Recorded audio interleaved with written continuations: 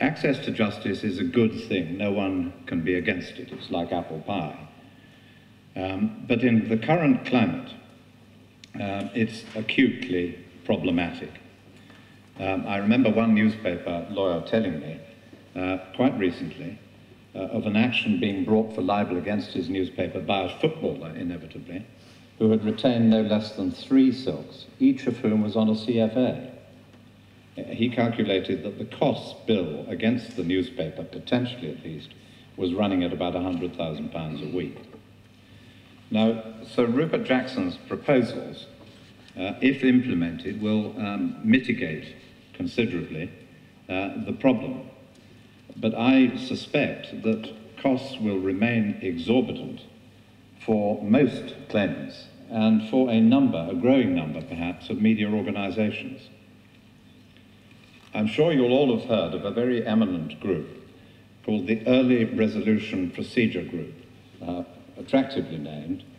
I'm going to refer to it as ERPG. The reason why perhaps you won't have heard of it, but you'll know a little bit perhaps of what it's proposed, is that it was made up of people who I think it's fair to say are the leading members of both professions practicing in this area, and I was chairman of it. The object was to find a way of earlier resolution of defamation actions and therefore cheaper resolution of defamation actions. We had a long series of sessions trying to work out what the best way of tackling the problem. It's an undoubted problem. The solution is not so easy.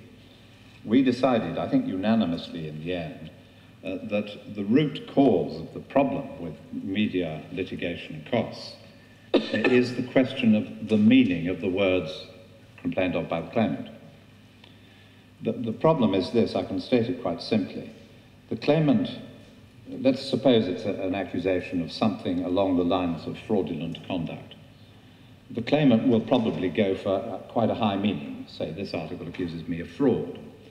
Now the newspaper may decide that they haven't got quite enough evidence to justify an allegation of fraud against the individual claimant, so they go for something intermediate, like reasonable grounds for suspecting that the claimant has been guilty of fraudulent conduct. So you get lots of libel actions where the parties are really fighting different battles. And the newspaper is sometimes tempted to go up to the higher meaning because it realizes that if that is indeed the meaning of the words, then they're going to be left without a defense unless they can elevate it to a defense of justification of actual guilt of fraud.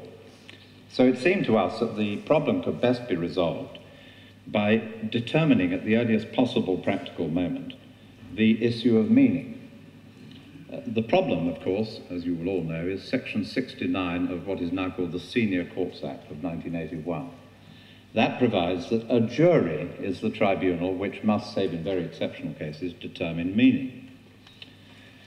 Well, we decided that that had to be faced head-on, and the recommendation we came up with was that Section 69 must be amended so as to permit a judge at the very earliest moment to take on the task of deciding what the meaning of the words actually is. And that's a ruling that's going to stand throughout, whatever happens to the case thereafter. So if the judge decides that it does mean guilt of fraud, that may very well result in the newspaper saying to itself, well, we can't justify that, we'll settle. More cheap, more expeditious, and so on. On the other hand, the claimant may be disappointed to hear the judge ruling. It doesn't accuse you, claimant, of fraud, it just says that there are reasonable grounds for believing that you've been fraudulent. Then the newspaper may win, it may be the claimant will back off. So this is the solution we've come up with. It's uncontroversial so far as I know. It's recommended by the Culture, Media, Sports Committee of the House of Commons, which produced a lengthy report.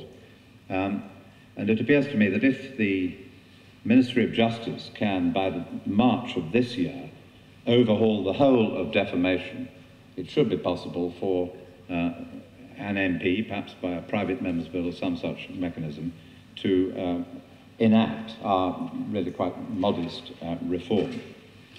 So that's what's proposed. We'll have to see where it gets us. I said I'd say a few words, and I'm running out of my time, I think, on alternative dispute resolution.